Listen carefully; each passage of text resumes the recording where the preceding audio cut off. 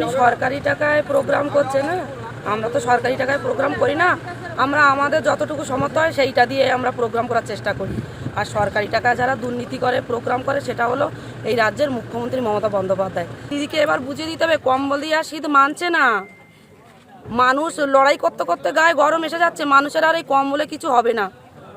মমতা বন্দ্যোপাধ্যায়কে এবার বুঝে নিতে হবে যে লড়াইটা যতক্ষণ সন্দেশখালী হচ্ছিল, সন্দেশখালী যদি উনি এসে যদি মানুষের পাশে দাঁড়াতো, তখন যদি দেখাতো হ্যাঁ আমি আন্দোলন করে এসেছি এই জায়গায়, আমি আন্দোলনকারী মা বোনেদের পাশে আছি, তাহলে একটা ব্যাপার ছিল অন্যরকম। কিন্তু উনি সেই আন্দোলনটাকে বহিরাগত বলে সমর্থন করেছে, সেখানে কোনার কোনো জায়গা নেই। আর সন্দেশখালী আমরা লড়াই করে শান্তি ফিরিয়ে নিয়ে এসেছি, আর সেই শান্তির জায়গায় আমরাই থাকবো। এবং ওই শান্তিটা আমরা যতক্ষণ না এই তৃণমূল কংগ্রেসের হাত থেকে এখনো অবধি যে টুকিটাকি দুর্নীতি হচ্ছে, সেই দুর্নীতির হাত থেকে যতক্ষণ না বাঁচাতে পারছি ততক্ষণ আমরা সন্দেশখালীতে আছি।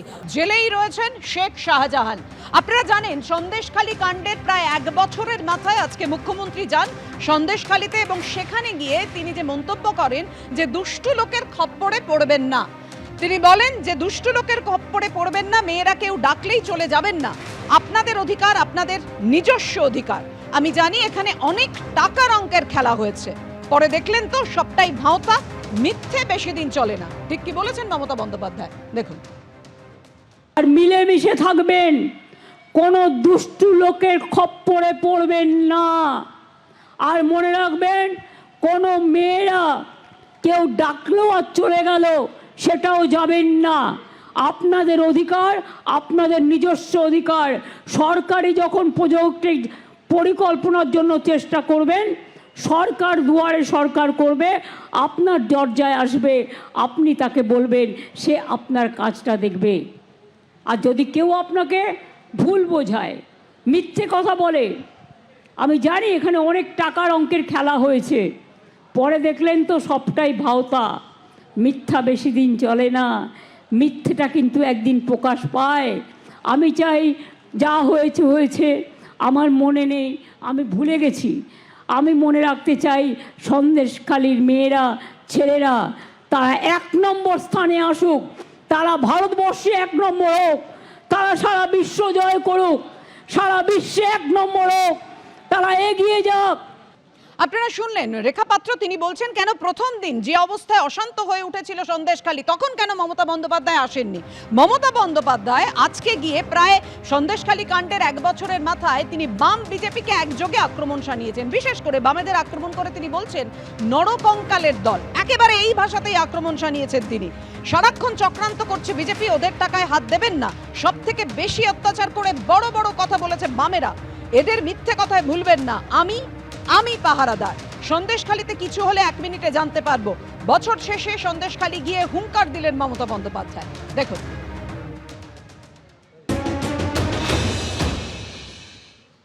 আমি সারা জীবন অনেক লড়াই করেছি, অনেক বন্দুক আমার দিকে তাক করা হয়েছে, আমার চোখ থেকে, মাথা থেকে, পা থেকে, কোমর থেকে সবটাই মেরে প্রায় ভেঙে দিয়েছিল সিপিএম সরকার, আমাকে প্রাণে মারতে গেছিল অনেকবার।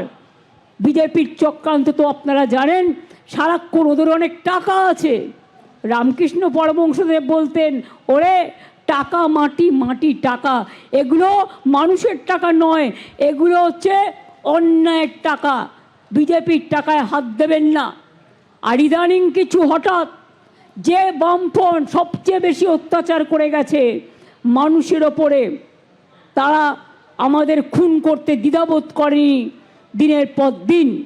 তারা আজকে হঠাৎ বড় বড় কথা বলতে শুরু করেছেন, নরকঙ্কালের দল, পাষণ্ডের দল, অত্যাচারীর দল, মানুষকে মেরে ফেলার দল, বিসর্জনের দল, আর দৃশ্য দূষণের দল। মনে রাখবেন, এদের মিথ্যে কথায় ভুলবেন না। দিদি যদি বলে দিদি করবে। দিদিকে মনে রাখবেন, সন্দেশখালীতে একটা ঘটনা ঘটলে আমার কানে আসবে 1 সেকেন্ডের মধ্যে, হিঙ্গলগঞ্জে একটা ঘটনা ঘটলে আমার কানে আসবে 1 সেকেন্ডের মধ্যে, মিনাখায় একটা ঘটনা ঘটলে আমার কানে আসবে 1 সেকেন্ডের মধ্যে, বাদুরিয়ায় ঘটনা ঘটলে কানে আসবে 2 সেকেন্ডের মধ্যে, বসিরহাটে ঘটনা ঘটলে আধ সেকেন্ডের মধ্যে আসবে। আমি সকাল থেকে রাত মানুষের পাহারাদারির কাজ করি। তিনি আবোল তাবোল কথা বলতে অভ্যস্ত, আবোল তাবোল কথাই বললেন, যে কথা না আছে কোনো রাজনৈতিক মূল্য, না আছে কোনো প্রশাসনিক ভিত্তি। গোটা সন্দেশখালী অঞ্চলটা মানুষের নজরে এসেছিল ওর ওই শাহজাহান, ওর লালিত পালিত গুন্ডাদের গুন্ডামির ফলে। এখন ওখানে ওই গুন্ডারাই তো নিয়ন্ত্রিত করছিলেন মহিলাদের। মহিলারা আজকে বিক্ষোভ করেছিলেন বলে ওর খুব ভয় হয়েছে, তাই উনি সেই জায়গায় ঘুরে ফিরে এসে বলতে চাইছেন সরকারি প্রকল্প। আরে সরকারি প্রকল্প হলে তৃণমূল দলের লোকেরা পাড়ায় পাড়ায় গ্রামে গ্রামে কি করে বলেন যে অন্য দল করলে পরে প্রকল্পের সুবিধে কেড়ে নেব? উনি সৎ সাহসের সঙ্গে কথা বললেন না কেন যে সরকারি প্রকল্প কেউ কেটে নিতে পারে না, তৃণমূল পারে না, মমতাও পারে না, সরকারি প্রকল্প সরকারি টাকায় হয়?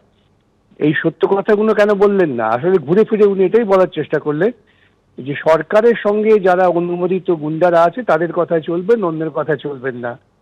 এই কথায় লোকে আজকাল আর ভুলছে না এবং ভুলবেও না।